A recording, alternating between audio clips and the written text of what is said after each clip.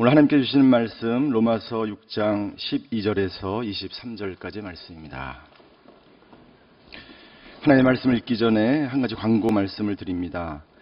우리 두란노 서점에서 우리 특세 마지막 주간, 이번 주간만 아침 6시 반부터 8시 반까지 모든 품목을 20% 할인해서 판매한다고 합니다. 많이 사주시면 감사하겠습니다. 로마서 6장 12절에서 23절까지의 말씀 우리 한 절씩 교독하시겠습니다. 제가 먼저 읽겠습니다. 그러므로 여러분의 죽을 몸에서 죄가 왕노릇하지 못하게 해 몸의 정욕에 순종하지 말고, 또한 여러분의 지체를 불의의 무기로 죄에게 내주지 말고, 오직 죽은 자 가운데서 다시 사신 자처럼 여러분 자신을 하나님께 드리며 여러분의 지체를 의의 무기로 하나님께 드리십시오. 죄가 여러분을 지배하지 못할 것인데 여러분이 율법 아래 있지 않고 은혜 아래 있기 때문입니다. 그러면 어떻게 해야 하겠습니까? 우리가 율법 아래 있지 않고 은혜 아래 있다고 해서 죄를 짓겠습니까? 결코 그럴 수 없습니다. 여러분이 자신을 종으로 들여 누구에게든지 순종하면 여러분은 여러분이 순종하는 그 사람의 종이 되는 줄을 알지 못합니까? 여러분은 죄의 종이 돼 죽음에 이르거나 아니면 순종의 종이 돼 의에 이릅니다. 그러나 하나님께 감사드립시다. 여러분이 전에는 죄의 종이었으나 이제는 여러분이 전에 받은 교훈의 본을 마음으로부터 순종함으로 죄에서 해방돼 의의 종이 됐습니다.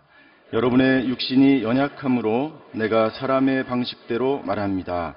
여러분이 전에는 자기의 지체를 부정과 불법의 종으로 내주어 불법에 이른 것처럼 이제는 여러분이 지체를 의의 종으로 들여 거룩함에 이르십시오.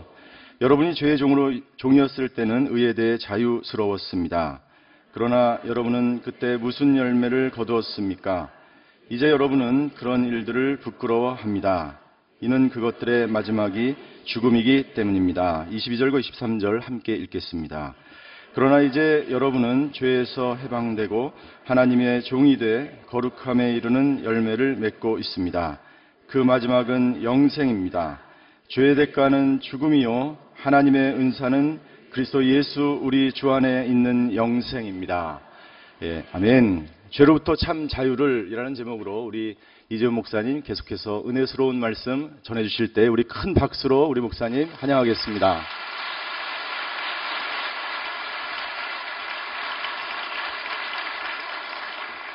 다시 한번 기도드리겠습니다.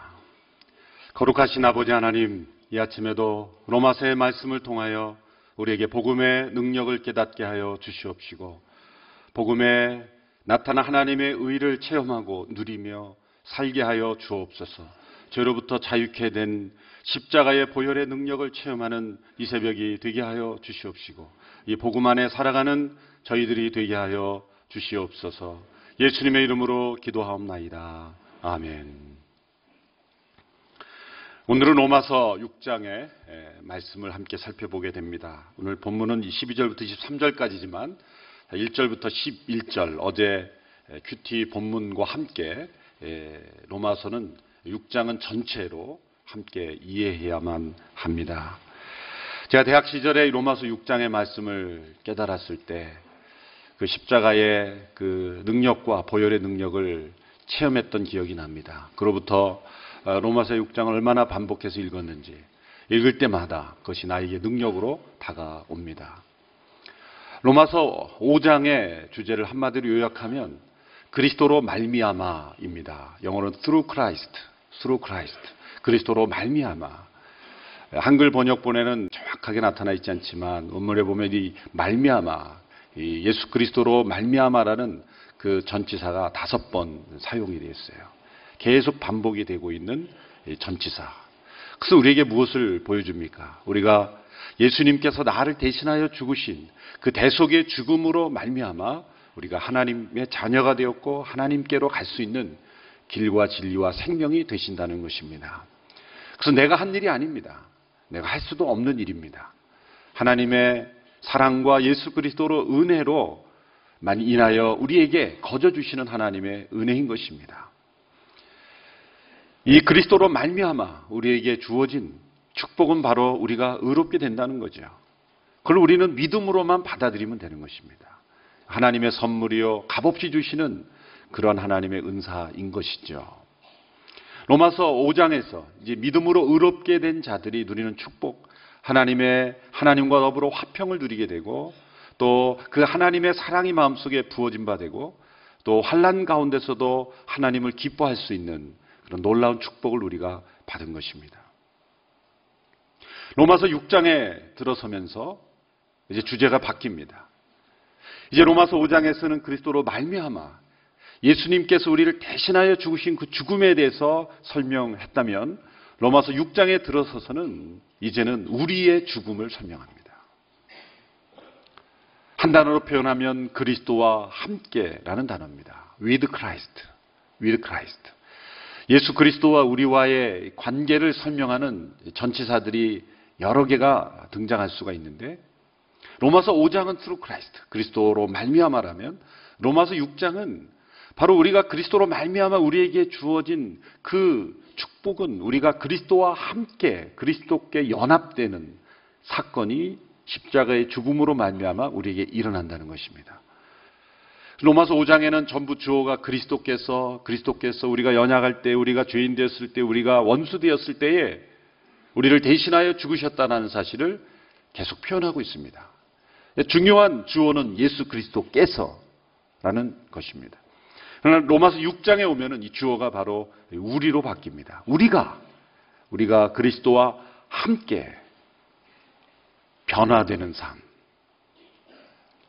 우리가 그리스도와 함께 연합되는 삶에 대해서 설명하고 있는 것입니다. 대개 우리가 십자가의 능력, 보혈의 능력, 복음의 능력을 체험하지 못하는 이유는 로마서 5장에 머무르기 때문입니다.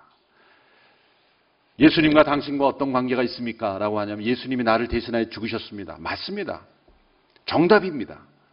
그런데 예수님께서 나를 대신하여 죽으셨다는 그 사실만으로는 우리가 죄를 이길 수 있는, 죄로부터 자유케 되는 복음의 능력을 체험하기 어렵다는 것입니다. 예수님이 나를 대신하여 죽으셨습니다. 그러나 그 예수님이 나를 대신하여 죽으심으로 인해서 생겨난 어떤 일들, 변화, 그것을 체험하기 위해서는 로마서 6장을 체험해야 하는 것이죠. 그래서 로마서 6장이 아주 중요한 것입니다. 로마서 6장을 체험하지 못하면 로마서 7장, 8장을 이해가 되지 않습니다. 로마서 이 6장에 나타난 진리, 그것은 우리가 그리스도와 함께 연합되어 그리스도와 함께 죽고 함께 살아나고 함께 승천하고 함께 재림하게 된다는 것. 예수님의 죽음과 그리고 예수님의 부활, 예수님의 승천, 예수님의 재림, 이 네 가지 중요한 예수님의 영적인 사건, 이 실제 사건에 우리가 함께 참여하게 된다는 것. 이것이 십자가의 놀라운 비밀입니다. 그러기 위해서는 이 로마서 6장에 나타난 우리가 그리스도와 함께 어떻게 변화되는지를 우리가 체험하고 깨달아야 하는 것입니다. 자, 잠깐 어제 본문이 로마서 6장 1절로 11절의 말씀을 제가 읽도록 하겠습니다. 로마서 6장 1절부터 11절까지. 그러면 우리가 무슨 말을 해야 하겠습니까? 은혜를 더하게 하려고 죄 가운데 머물러 있어야 하겠습니까? 결코 그럴 수 없습니다. 죄에 대해 죽은 우리가 어떻게 죄 가운데 그대로 살겠습니까? 그리스도와 연합해 세례를 받은 우리는 모두 그리스도의 죽으심과 연합해 세례를 받은 줄을 알지 못합니까? 그러므로 우리는 그리스도의 죽으심과 연합해 세례를 받음으로써 그분과 함께 묻혔습니다. 이는 그리스도께서 아버지의 영광으로 인해 죽은 자들 가운데서 살리심을 받을 것처럼 우리도 또한 새 생명 가운데서 살게 하려는 것입니다. 우리가 그리스도의 죽으심과 같은 죽음으로 그분과 연합한 사람이 됐다면 분명히 우리는 그리스도의 부활하심과 같은 부활로도 그분과 연합한 사람이 될 것입니다. 우리의 옛사람이 십자가에 못 박힌 것은 죄의 몸이 멸해져 우리가 더 이상 죄의 종이 되지 않게 하려는 것임을 압니다. 이는 죽은 사람은 이미 죄에서 벗어났기 때문입니다. 우리가 그리스도와 함께 죽었다면 또한 그분과 함께 살 것을 믿습니다. 우리가 알기로 죽은 사람 가운데서 살리심을 받은 그리스도께서는 다시 죽지 않으시고 죽음이 더 이상 그분을 지배하지 못합니다. 그리스도께서 죽으신 것은 죄에 대해 단번에 죽으신 것이요 그분이 사시는 것은 하나님께 대해 사시는 것입니다. 이와 같이 여러분도 자신을 죄에 대해서는 죽은 자요, 하나님께 대해서는 그리스도 예수 안에서 산 자로 여기십시오. 놀라운 말씀입니다. 이 11절까지의 말씀을 이해해야 12절 이하의 적용의 이해가 되는 것이죠. 여기에 함께라는 단어 혹은 연합이라는 단어가 몇 번 나오는지 한번 훑어보십시오. 9절마다 예수 그리스도와 연합해 혹은 예수 그리스도와 함께라는 단어가 6장 전체를 뒤덮고 있습니다. 로마서 5장에서는 그리스도께서 우리를 대신하여 죽으셨다 이렇게 설명을 하는데 6장에 들어서는 각도를 바꾸어서 예수님이 우리를 대신하여 죽으셨다면 우리에게 어떤 일이 일어나는가? 그것은 바로 우리가 예수님과 함께 죽은 사건이라는 것이죠. 같은 얘기지만 또 다른 얘기입니다. 예수님이 나를 대신하여 죽었다면 하나님 편에서 볼 때는 누가 죽은 겁니까? 물론 예수님이 죽으신 것이죠. 그러나 나를 대신하여 죽으셨기 때문에 예수님만 죽은 게 아닙니다. 나도 예수님과 함께 죽은 것이죠. 내가 예수님과 함께 죽었다는 사실을 체험해야만 우리가 이 세상 가운데 죄 가운데 더 이상 살지 않고 죄로부터 자유케 되는 역사를 체험할 수 있다는 거죠. 뿐만 아니라 예수님의 부활 생명을 누리며 살 수가 있다는 것이죠. 우리가 구원받은 것은 이 세상 속에서는 온통 죄 가운데 살다가 이제 죽음 이후에 비로소 죄로부터 자유케 돼서 천국에 들어가는 인생을 사는 것이 아니라는 것이죠. 우리가 예수님이 나를 대신하여 죽으셨다는 것을 믿고 믿음으로 의롭게 되었을 때는 우리가 이 세상을 살아갈 때도 여전히 우리가 죄 가운데 있지만 더 이상 죄 가운데 머물지 않고 죄로부터 자유케 되고 승리하고 그리고 새로운 생명의 능력으로 죽음의 권세를 이기며 살아갈 수 있는 삶이 우리에게 허락되었다는 것입니다. 그러므로 우리가 예수님이 나를 대신하여 죽으셨을 때 그 죽음은 바로 내가 예수님과 함께 죽었다는 것을 깨닫고 체험해야 한다는 것이죠. 예수님이 나를 대신하여 죽으셨을 때 일어난 변화, 이제 우리가 믿음으로 의롭게 된 자의 변화를 로마서 6장에서는 우리의 변화된 이 신분, 변화된 그 상태를 이렇게 설명합니다. 2절에 보면 2절에 이렇게 되어 있습니다. 6장 2절에 결코 그럴 수 없습니다. 죄에 대해 죽은 우리가 어떻게 죄 가운데 그대로 살겠습니까? 우리를 어떻게 설명합니까? 죄에 대해 죽은 우리. 2절 말씀을 자막으로 다시 한번 보여주십시오. 죄에 대해 죽은 우리. 여기에 밑줄을 치셔야 돼요. 죄에 대해 죽은 우리다. 죄에 대하여 죽은 우리라는 게 어떤 뜻입니까? 자, 예전에 제가 며칠 전에 어거스틴이 죄와 우리와의 관계를 4단계로 구분해 설명했다고 말씀드렸습니다. 다시 한번 복습하면 이 차이를, 이 미묘한 차이를 잘 이해하는 것이 복음을 아주 선명하게 깨닫는 것입니다. 첫 번째, 우리가 죄를 짓기 이전에 아담과 하와의 상태는 어떤 상태라고요? 죄를 지을 수 있는 상태. 죄를 지을 수 있는 상태. 두 번째, 타락한 직후의 이후의 상태는 죄를 지을 수밖에 없는 상태. 죄를 안 지을래야 안 지을 수 없는 완전히 죄 가운데, 이것을 에베소 2장 8절에서는 허물과 죄로 죽은 우리다. 허물과 죄로 죽은 우리다. 그렇게 설명을 했죠. 죄를 지을 수밖에 없는 상태. 이제 예수 그리스도로 말미암아 우리가 의롭게 된 직후에 우리의 상태는 어떤 상태라고요? 죄를 짓지 않을 수 있는 상태. 않을 수 있는 상태. 이제는 우리가 선택하면 죄를 짓지 않을 수 있는 상태. 마지막으로 우리가 영화롭게 된, 이제 다시 오실 주님을 만나서 영광스럽게 된 이후의 상태는 죄를 지을 수 없는 상태. 죄를 지을 수 없는 상태. 이 4단계 상태가 있다고 말씀드렸습니다. 로마서 6장에서 말씀하고 있는 상태는 어떤 상태인가요?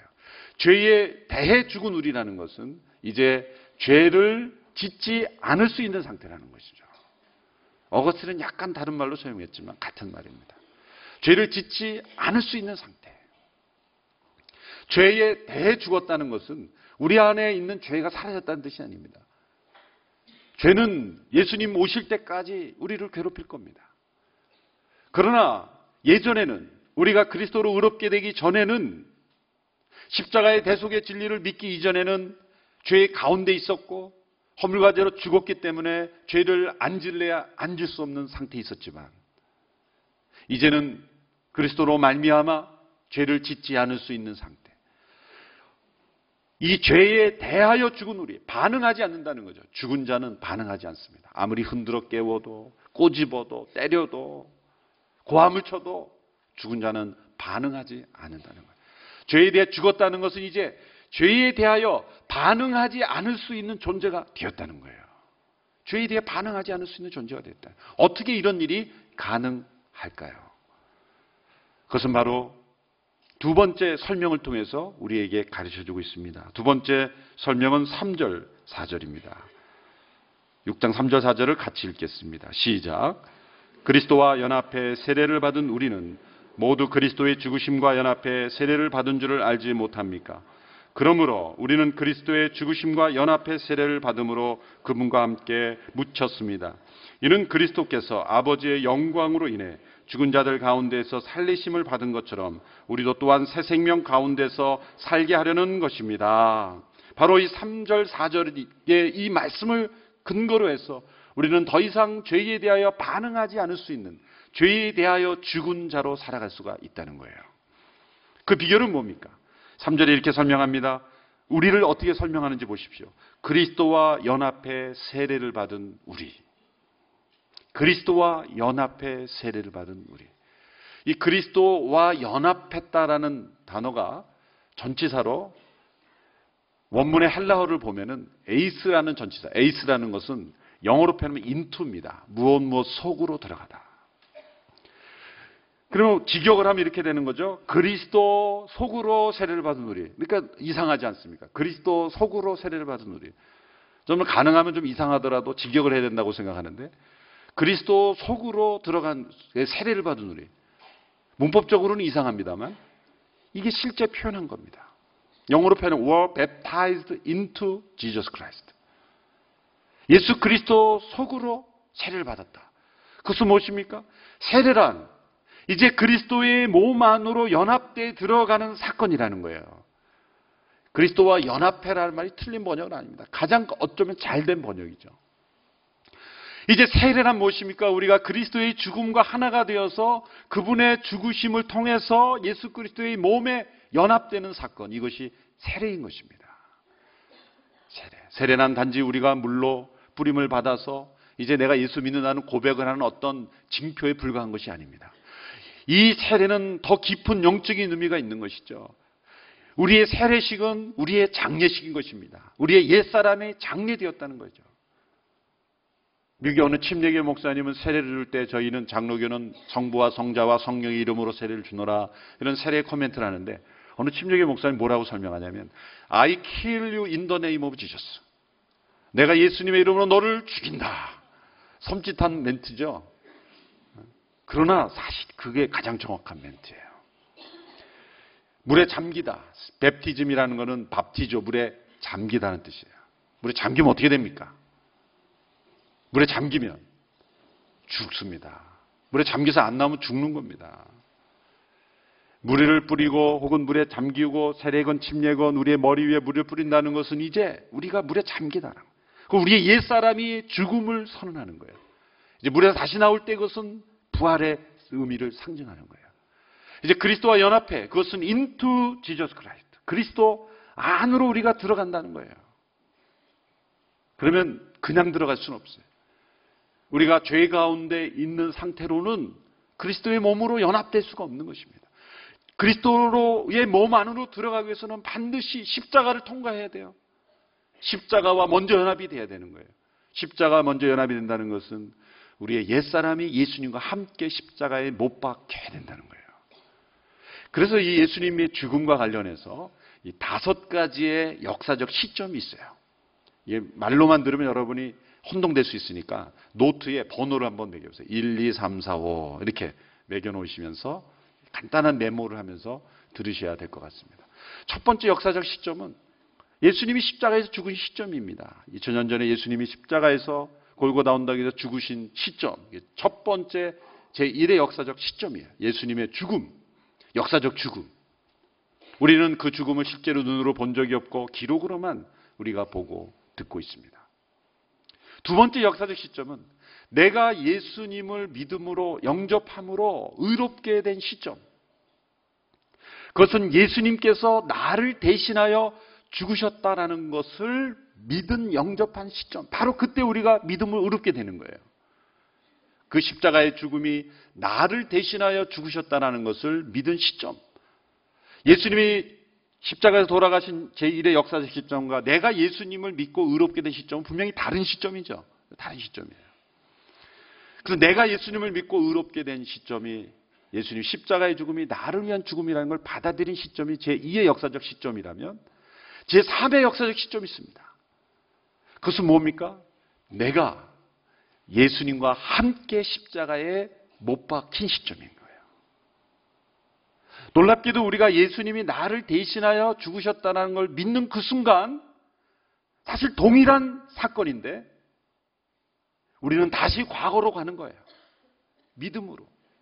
예수님이 십자가에 못 박힌 그 사건의 시점으로 다시 우리를 끌고 들어가서 이제는 예수님만 죽으신 것이 아니라 내가 예수님이 나를 대신하여 죽으셨다는 걸 받아들일 때 나도 우리 모두가 예수님과 함께 십자가에 못 박힌 시점이 되는 것입니다.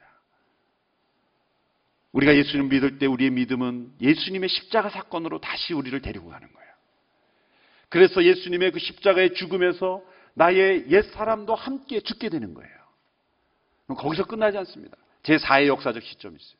그것은 뭐냐면 예수님이 장사된 지 사흘 만에 다시 살아나신 것처럼 우리도 다시 죽은 자 가운데서 다시 새로운 생명으로 다시 살아나는 제4의 역사적 시점이 있다는 거예요. 제4의 역사적 시점. 마지막 5번째 시점은 주님이 다시 오실 때 우리가 영광스럽게 주님과 함께 재림하게 될 그 시점이 있어요. 사실 같은 것인데 세분화한 것입니다. 골로새서를 보십시오. 골로새서 3장 1절에서 4절을 보시면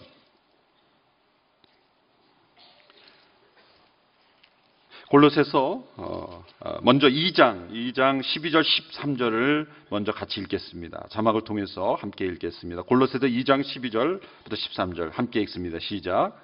또한 여러분은 세례로 그리스도와 함께 장사됐고 죽은 사람들 가운데서 그리스도를 살리신 하나님의 능력을 믿음으로 그리스도 안에서 그리스도와 함께 다시 살아났습니다. 여러분은 죄와 육체의 무할례로 죽었으나 하나님께서 우리의 모든 죄를 용서하심으로 여러분을 그리스도와 함께 살리셨습니다. 12절에 세례로 그리스도와 함께 장사됐던 제3의 역사적 시점이죠. 그리고 그리스도 안에서 그리스도와 함께 다시 살아났습니다. 이 함께는 제4의 역사적 시점이에요. 골로새 3장 1절로 4절까지의 말씀을 보십시오. 1절에서 4절 같이 한 목소리로 읽습니다. 시작. 그러므로 여러분이 그리스도와 함께 살리심을 받았으니 위에 있는 것들을 추구하십시오. 거기에는 그리스도께서 하나님의 오른편에 앉아 계십니다. 위에 있는 것들을 생각하고 땅에 있는 것들을 생각하지 마십시오. 여러분은 이미 죽었고 여러분의 생명은 그리스도와 함께 하나님 안에 감춰져 있기 때문입니다. 여러분의 생명이신 그리스도께서 나타나실 때 여러분도 그리스도와 함께 영광 가운데 나타날 것입니다. 여기 짧은 구절에 함께라는 단어가 4번 반복이 됐어요. 1절에 여러분이 그리스도와 함께 살리심을 받았다. 제4의 역사적 시점이죠. 그리스도께서 함께 부활할 때 우리가 함께 부활했다는 거예요. 그게 가능한 이유는 무엇입니까? 그리스도와 함께 우리가 장사됐기 때문이죠. 또 3절의 말씀 보십시오. 여러분은 어떻게 죽었다고요? 이미 죽었고. 어떻게 죽었다고요? 그러니까 장렬하게 죽었습니까? 이미 죽었다는 거예요. 이미. 이미라는 건 뭡니까? 우리가 예수님을 믿는 시점은 예수님의 십자가의 죽음의 시점과 훨씬 후에 2000년 후에 일어난 일이지만 우리가 예수 믿는 순간 우리 옛사람은 과거로 돌아가 예수님의 십자가 사건과 함께 죽었다는 것입니다. 이미 죽었기 때문에 여러분의 생명이 그리스도와 함께 이 부활의 생명이 아직은 감추어져 있다. 참 독특하고 정확한 표현입니다. 이제 그리스도와 함께 죽었고 함께 살아났지만 별 차이가 없습니다. 살아가는 거 보면. 왜 그렇습니까? 아직 감추어져 있는 거예요. 이 감추어진 이 생명, 감추어진 이 부활의 생명은 어떻게 해야만 우리가 누리고 체험할 수 있습니까? 우리가 적용하고 우리가 사용하고 우리가 선포할 때 이것은 나타나는 거예요. 위의 것을 찾을 때 나타나는 것입니다. 그래서 오늘 본문 12절부터 마지막 9절까지가 그것입니다. 너희의 삶을 죄의 종이 되니 아니라 의의 종으로 들이십시오. 불의의 병기가 아니라 의의 병기로 들이십시오. 더 이상 여러분은 죄 가운데 살 수 있는 자가 아닙니다. 죄로부터 자유해졌습니다. 왜? 여러분은 이미 그리스도 안에서 죽었기 때문입니다. 이미 우리는 죽은 자입니다. 거기에서 그치지 않습니다. 4절에 보면 여러분의 생명이신 그리스도께서 나타나실 때 여러분도 그리스도와 함께 영광 가운데 나타날 것입니다. 이것은 마지막 역사적 시점이에요. 이것은 우리가 아직 체험하지 못한 시점이에요. 마지막 제5의 역사적 시점, 그리스도께서 나타나실 때 우리도 그리스도와 함께 영광 가운데 나타나 영원토록 왕노릇하게 되는 시점. 이것이 우리에게 남아있는 역사적 시점이에요. 어떤 사람은 제2의 역사적 시점만을 믿고 살아갑니다. 예수님을 영접하고 예수님이 나를 대신하여 죽으셨습니다. 그것으로도 구원은 얻습니다. 그러나 구원은 얻었지만 천국에 가서야, 죽은 이후에 내가 구원 받았네. 내가 왜 구원 받았다는 걸 몰랐지? 왜 이 구원의 능력을 체험하지 못했지? 그렇게 나중에 후회하는 인생이 아니라 우리가 살아가는 인생 가운데서 죄로부터 자유케 되는 이 구원의 능력을 체험하고 살기 위해서는 제3과 제4의 역사적 시점을 체험해야 한다는 거예요. 그것은 우리가 예수님이 나를 대신하여 죽었을 때 우리도 나도 예수님과 함께 십자가에 못 박혔음을 깨닫는 것입니다. 이것은 내가 하는 것이 아닙니다. 십자가에 못 박히는 것은 내가 할 수가 있는 게 아니에요. 여러분 스스로 어떻게 못 박습니까? 오른손으로 왼손을 못 박고 또 발목을 못 박고 뭐 다 못 박아 보십시오. 여기 손은 누가 못 박습니까? 스스로는 못 박는 게 아니에요. 못 박히는 거죠. 못 박히는 겁니다. 그리스도를 믿음으로 못 박히는 것입니다. 못 박히는 거예요. 날마다 우리가 예수님을 믿는 믿음 가운데는 내가 예수님과 함께 십자가에 못 박혔다라는 사실을 우리가 인정하는 것입니다. 간주하는 것입니다. 여기는 것입니다. 그럴 때 놀라운 것은 우리 안에 예수님과 함께 부활의 생명이 태어난다는 거예요. 새 생명이 우리 가운데 일어난다는 거예요. 그것은 감추어져 있습니다. 우리가 날마다 그것을 깨닫고 드러내고 확인하고 선포하고 그것을 적용하지 않으면 감추어져 있는 겁니다. 그런 사람에게 마지막 그리스도와 함께 영광 가운데 나타나는 시점이 기다리고 있다는 거죠. 그러므로 그리스도와 함께 세례를 연합해 세례를 받았다.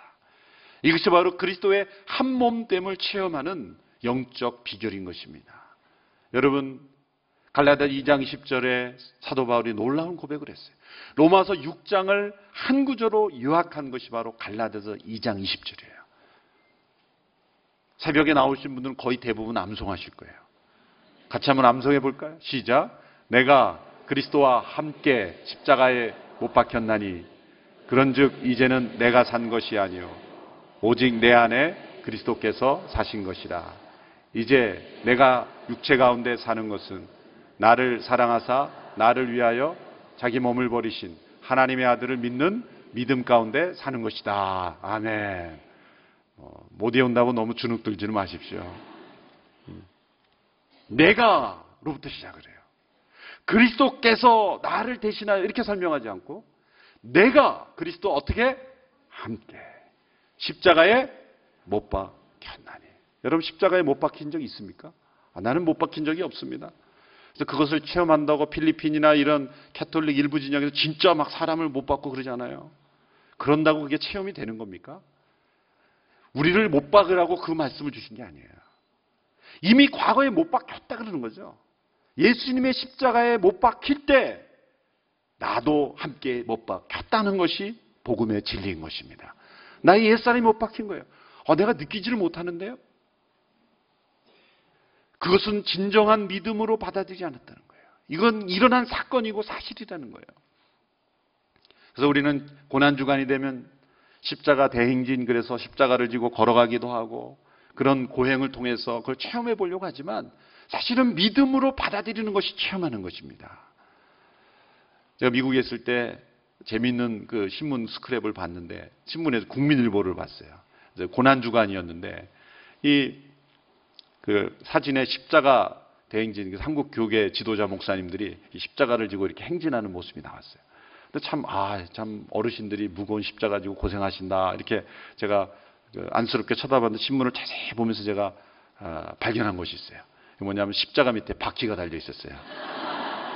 놀라운 발견이었어요. 은혜가 확 사라지더라고요. 은혜가 확 사라져. 바퀴 달렸으면 얼마나 잘 굴러갈까. 우리가 할 수 있는 것은 그런 것밖에 없어요. 조금 끌고 가다가 아이고 힘드니 바퀴 달자 그러고. 예수님의 십자가는 바퀴가 없는 십자가였습니다. 예수님은 완전히 못 박혔어요. 완전히 못 박혔어요.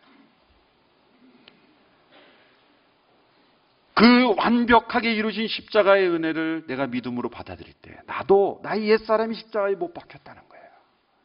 이것을 믿음으로 받아들이는 순간 부활하는 것도 우리가 부활하는 것이 아닙니다. 예수님과 함께 죽으면 함께 부활하는 거예요. 자동이에요, 자동. 우리는 함께 믿음으로 예수님의 죽음을 받아들이기만 하면 나의 옛사람이 십자가에 못 박히고 함께 부활하고 함께 주님 재림하실 때 영광스럽게 된다는 거예요. 얼마나 크신 은혜입니까? 에이든 토우조라는 목사님이 오래전에, 그분 1950년대, 60년대 시카고에서 활동하신 아주 정말 신실하신 종이죠. 저 그분 책은 참 사랑합니다. 그런데 그 에이든 토우조 목사님이 성지순례를 함께 그 동료 목회자들과 함께 갔을 때 그분은 30분 전에 먼저 골고다 언덕, 사실은 지금 골고다 언덕으로 가봐야 뭐 복잡하고 사실 그렇습니다만 가서 그곳에 무릎을 꿇고 기도하고 있었어요. 그래서 토우조 목사가 그 30분 전에 왔으니까 당신 언제 여기 왔어? 그랬더니 이분이 기도하는 가운데 일어나면서 나는 여기에 2000년 전에 올라왔지. 나는 여기에 2000년 전에 올라왔지. 30분 전에 올라왔는데 2000년 전에 올랐다. 언제 올랐습니까? 예수님이 십자가에 못 박혀 죽을 때 나도 그곳에 함께 있었다는 거예요. 우리는 두 가지 모습으로 그곳에 있었습니다. 예수님을 조롱하고 예수님을 모함해서 십자가로 향하게 하는 죄인의 모습으로 있었고, 동시에 예수님과 함께 죽는 자리에 그곳에 있었다는 거예요. 로마서 5장 12절의 말씀처럼 아담 안에서 모든 사람이 죽은 것처럼 이제 그리스도 안에서 모든 사람이 생명을 얻으리라. 그리스도 안에 우리가 함께 있었다는 거예요. 우리가 아담 안에 실제로 있었던 것처럼 우리가 믿음의 그 순간 우리의 새로운 둘째 아담이시고 우리의 영적 생명의 머리이신 예수 그리스도 안에 우리가 믿음으로 함께 존재하게 된다는 거예요. 그러므로 우리의 옛사람이 십자가에 함께 못 박히고 함께 살아나서 우리는 새 생명 가운데 살게 되고 우리가 죄 가운데 더 이상 거하지 않는 삶을 살게 된다는 거예요. 그러므로 11절의 말씀을 보십시오. 11절 말씀, 로마서 6장 11절의 말씀에 이렇게 되어 있습니다. 같이 읽겠습니다. 시작. 이와 같이 여러분도 자신을 죄에 대해서는 죽은 자요 하나님께 대해서는 그리스도와 예수 안에서 산 자로 여기십시오.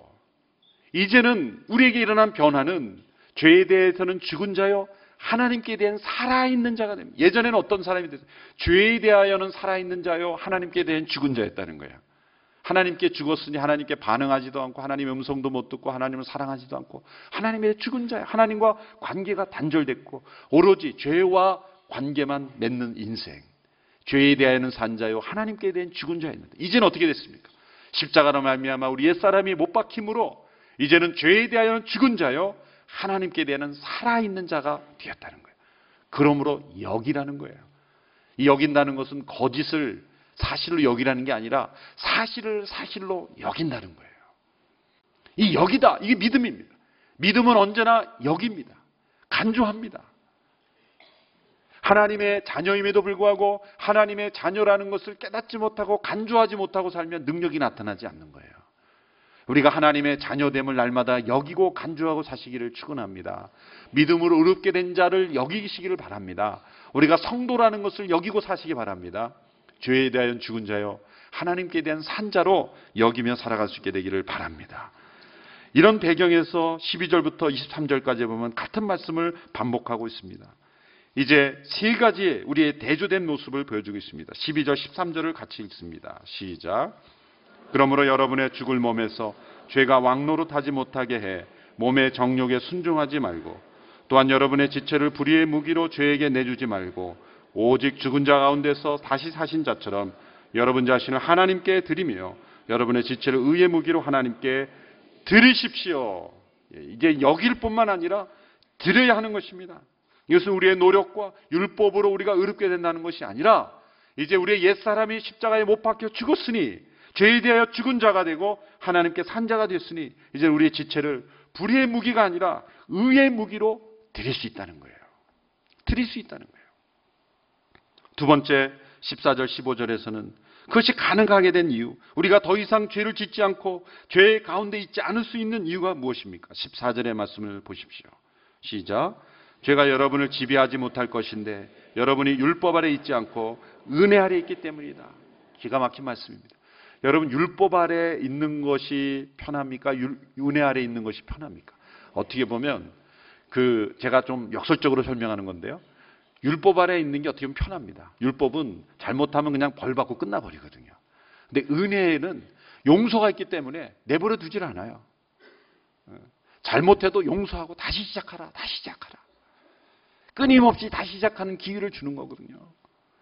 웬만하면 나 좀 버리지. 죄 가운데 사는 사람은 그렇게 생각할 수가 있어요. 이 정도 죄를 졌으면 하나님도 버려야 되는 건 아닌가? 그렇게 생각할 정도로 죄를 졌는데도 하나님은 은혜 가운데 나는 너를 포기하지 않는다. 그 은혜를 체험한 사람은 더 이상 죄 가운데 살 수가 없는 거예요. 이제는 벌 받기가 두려워서, 율법 아래 있을 때는 벌 받는 것이 두려워서 죄를 짓지 않으려고 했지만 이제는 은혜 아래 있기 때문에 이제는 벌을 두려워서 이제는 죄를 안 짓는 것이 아니라 죄에 대해 죽은 자가 되었기 때문에 이제는 죄를 짓지 않는 자가 되는 것입니다. 또 세 번째 대조는 16절에서 18절에 나옵니다. 16절의 말씀을 보십시오. 16절 18절 같이 읽습니다. 시작. 여러분이 자신을 종으로 드려 누구에게든지 순종하면 여러분은 여러분이 순종하는 그 사람의 종이 되는 줄을 알지 못합니까? 여러분은 죄의 종이 돼 죽음에 이르거나 아니면 순종의 종이 돼 의에 이릅니다. 그러나 하나님께 감사드립시다. 여러분이 전에는 죄의 종이었으나 이제는 여러분이 전에 받은 교훈의 본을 마음으로부터 순종함으로 죄에서 해방돼 의의 종이 됐습니다. 같은 말씀을 계속 반복하고 있는 거예요. 첫 번째는 율법 아래 있지 않고 이제 불의의 무기에서 의의 무기로, 두 번째는 율법 아래서 은혜 아래로, 이 세 번째는 죄의 종에서 의의 종으로. 죄에서 해방되었고 죄에서 자유롭게 됐고 죄의 지배를 받지 않게 될 수 있다는 겁니다. 이 세상 가운데. 그러나 전혀 죄가 없는 상태는 안 됩니다. 그것이 로마서 7장에 나오는 거예요. 전혀 죄가 없을 수는 없어요. 그러나 죄의 지배는 받지 않을 수 있어요. 죄의 종으로 살지 않을 수 있습니다. 죄의 영향력 가운데 살지 않을 수는 있어요. 전혀 죄가 없는 상태로 변화되는 것은 아닙니다. 로마서 7장에 그러한 갈등은 우리가 끊임없이 있습니다. 그러나 죄의 종처럼 살지 않을 수 있어요. 우리가 의의 무기로 우리의 삶을 드리고 우리의 지체를 드리고 그리고 의의 종으로 순종하며 살아갈 때 우리는 죄를 짓지 않고 그 순간만큼은 죄를 짓지 않고 죄 가운데 있지 않고 죄로부터 자유하고 해방되는 인생을 살 수 있다는 것입니다. 그러므로 19절 말씀을 다시 한번 읽겠습니다. 19절 시작. 여러분의 육신이 연약함으로 내가 사람의 방식대로 말합니다. 여러분이 전에는 자기의 지체를 부정과 불법의 종으로 내주어 불법에 이른 것처럼 이제는 여러분의 지체를 의의 종으로 들여 거룩함에 이르십시오. 예전에는 부정과 불법의 종으로 내었지만 이제는 거룩함에 내어주는 종으로 살라. 같은 말씀을 계속 반복해서 리프레이즈 설명하는 거예요. 이제는 우리에게 이러한 길이 허용됐다. 왜? 그리스도와 함께 십자가에 못 박히고 내 안에 부활의 생명이 감추어져 있기 때문에 이 감추어진 생명을 우리가 누리기 위해서는 드리고 순종하고 내어드리고 선포하고 그렇게 간주하고 믿음으로 살아갈 때 이제 내 안에 감추어진 부활의 생명이 점점 분명하게 나타나는 것입니다. 그러므로 죄의 지배를 받지 않고 의의 지배를 받고 불법의 지배를 받지 않고 거룩함의 지배를 받으므로 우리의 삶이 점점 거룩함에 이르게 되는 것입니다. 예전에는 우리가 선택한다고 해서 달라지지 않았지만 이제는 우리가 선택하면 달라지는 인생이 된다는 것입니다. 왜 그렇습니까? 우리 안에 부활 생명이 살아있기 때문에. 내가 그리스도와 함께 십자가에 못 박혔나니 거기서 끝나는 것이 아니라 이제는 내가 산 것이 아니요 오직 내 안에 그리스도께서 사신 것이라. 이것이 바로 in Christ, 이제 7장과 8장에 계속해서 나오는 설명인 것입니다. 이제 이 부활의 생명 가운데 날마다 우리가 살 수 있게 되기를 축원합니다. 우리의 모든 삶을 의의 종으로, 거룩함의 도구로, 또 의의 무기로 하나님 앞에 내어드리는 부활 생명을 누리는 저와 여러분의 삶이 되기를 주님의 이름으로 축원합니다. 기도하겠습니다.